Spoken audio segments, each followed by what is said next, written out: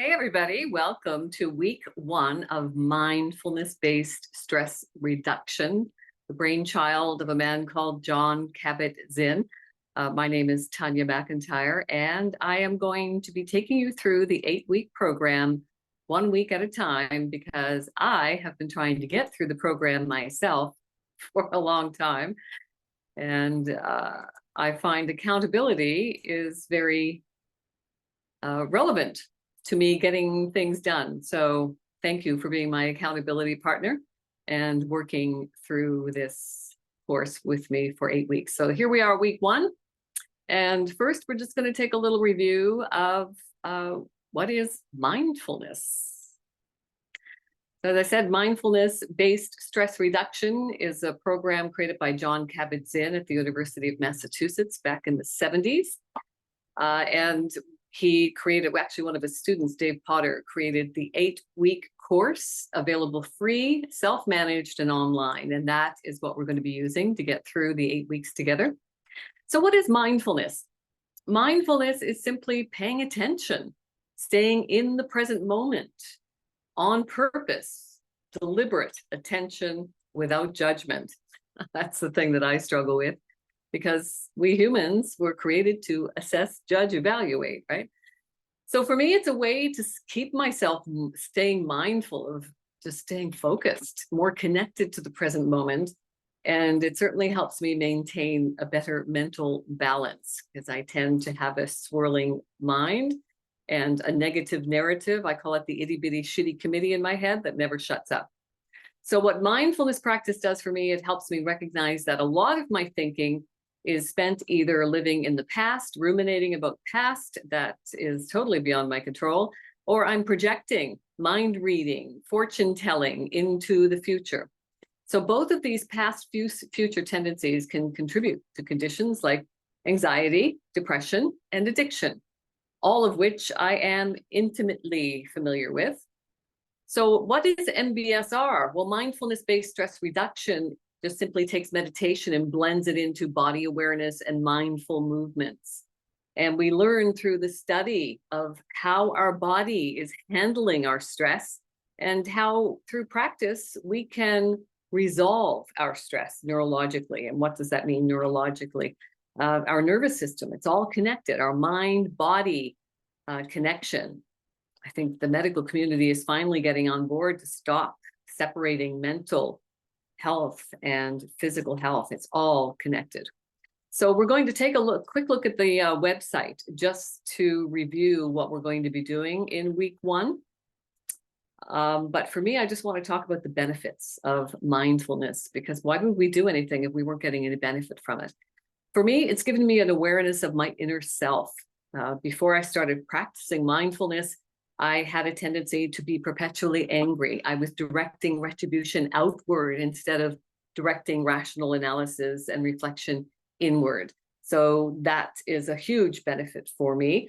It's also given me a higher level of consciousness. We could have hour-long discussions on what is consciousness. You decide for yourself what you want it to be for you. For me, finding that state of serenity, an overall calmness, that's what mindfulness has brought to my life, and great release and relief from stress, anxiety, and depression. It improves my ability to stay present in the moment and learn how to respond instead of react. And it's given me much better sleeps for sure. With regard to our thoughts, we're now processing about 60 to 70,000 thoughts per day. And I think even that is probably conservative. Most of those thoughts are negative. You know, we talk about this negative narrative that runs in a loop continuously in our head. And that negative narrative is being fed from the past, right? We have this program that just keeps running, and it's all from the past. And our subconscious mind is driving 80% of our lives. The best example of that is how we drive to our home and don't remember how we got there. And the good thing about the neuroplasticity of our mind is remarkable. It's this chemical organ that runs on 80 different chemicals. And the great, I think, complexity of our mind is that it has the ability to correct itself. It has what we refer to as neuroplasticity. It's moldable. We can actually sculpt and strengthen these new neural networks that are going to serve us in healthier ways. We can create synaptic connections that are going to fire together, right? Neurons that fire together actually wire together, make these new connections that are going to serve us in better ways. Albert Einstein said it best with everything is energy. Energy is everything. We are literally vibrating bubbles that are bouncing around on a vibrating universe. And that is not just philosophy. It's a law of the universe. It's physics. Dr. Masaru Emoto did some pretty interesting experiments with water crystals. He wanted to demonstrate how the power of words, labels, can change the molecular structure of water. And we humans are 70% water.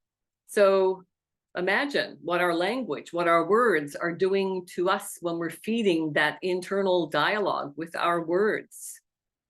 The power of words, Dr. Masaru Emoto took frozen water crystals, put them under the microscope and put a label of thank you on it. And look, it turns into this beautiful crystal snowflakey image. And that same source of water, he changes the label to you fool, and it turns into this ugly, murky mess.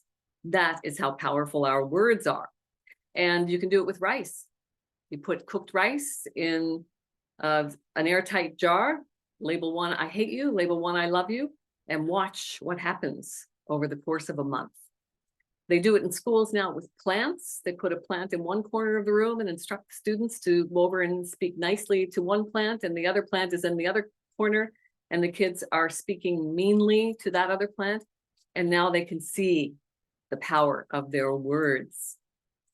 So it's a good reminder that we feed our brain with good words, talk to ourselves like we talk to our best friend. We're speaking to ourselves inside of our own heads more than we talk to anybody. So it's worth the effort to make it a nice place to be. I use something called the AAA formula. I love a formula and I love acronyms because these snappy slogans, our attention span is shrinking as we keep being immersed in this digital age, right? We want snippets, information, bites, bits and bytes. So I like this AAA formula because it's memorable. And then I can use it as a tool. It's like, okay, I need to be aware of certain things. I need to avoid certain things. And I need to put my attention, energy, and focus on things that are going to serve me in healthy ways. So it starts with awareness. I spent more than 2 decades in mainstream media, and I know for a fact that the whole job of mainstream media is to perpetuate what I call the FUD factor: fear, uncertainty, and doubt. It used to be my job to come up with sensational headlines and embellished facts to perpetuate this FUD factor, I'm embarrassed to say now. And it contributed to my progressive addictions and the whittling away of my soul when I finally packed it up and said, that's it, I can't be part of the propaganda anymore. So I've learned how to be aware of that and be the gatekeeper of my mind. And that means avoiding the news. Ignore the news, improve your views, watch, read, and listen to positive things, and feel the joy that life can bring. So the diet that really works is a digital diet, a media fast. I always defer to the wonderful Denzel Washington because he says it best. And of course, people tend to hold celebrities in higher stead. So Denzel said, if you don't read the newspaper, yeah, maybe you are uninformed. If you do read a newspaper, you are most definitely misinformed. So just be the gatekeeper of your mind and keep your attention, energy, and focus on what you want. Where do I want to be? Where we look is where we go. Energy flows where attention goes. And you want to consume media messages that are serving your well-being. And our diet is not just what we eat. It's what we're watching, it's what we're reading, it's what we're listening to, it's the people we're hanging around, and it's the things that we're subjecting our mind to and our soul to. How are we feeding our soul? So let's be mindful of the things that we're putting into our body, not just physically, but also emotionally and spiritually. I passed by this marketing sign on the sidewalk recently, asking if we were stressed, tired, or feeling down. And guess what? There's a pill for that. It only costs, I don't know, doesn't really matter. But the message is you can take a pill to reduce anxiety, enhance mood, improve memory, increase energy levels, and normalize your stress hormones. That is baloney.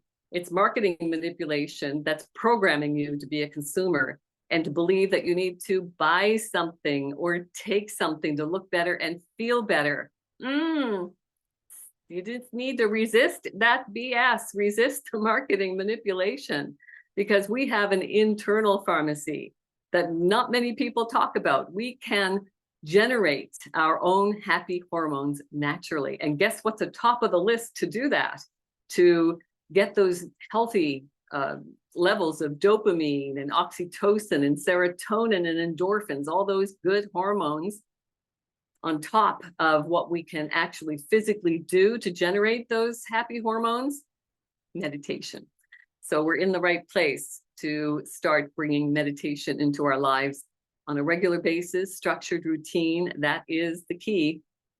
So you can email me at redroofrecovery@gmail.com, and I will send you that daily dose so you can learn how to naturally boost your happy hormones and not get sucked in to the marketing manipulation that is trying to convince you you need to buy something or take something to look better and feel better. Can you tell how passionate I am around that topic?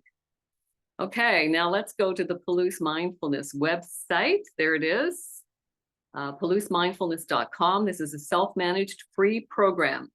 And here at this menu here at the left, you just click into At a Glance, and this will bring you to the page that is going to give you the succession of things that you do from week to week.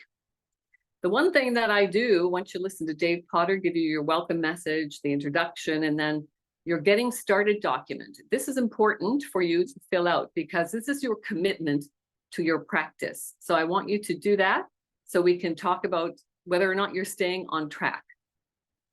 And then there's the MBSR manual that you can take a look at. It's a pretty big manual. You don't want to print it, I don't think, but you might want to just refer to it as you're going through the program. Week 1, this will give you a step-by-step instruction of what you're doing. It introduces you to the body scan meditation, one of my favorite things to do, especially at bedtime. It gives you all of the links that you need. So you've got a lot to keep you busy in week 1. And I will look forward to seeing you on our next Zoom. And we will talk about what we did in week 1. We're going to keep these meetings to 30 minutes so we can stay on track, keep it short and sweet and effective. So thanks so much for joining me on this journey of mindfulness-based stress reduction. It's great to have you here. May the force be with you. And remember, you are the force. See you soon.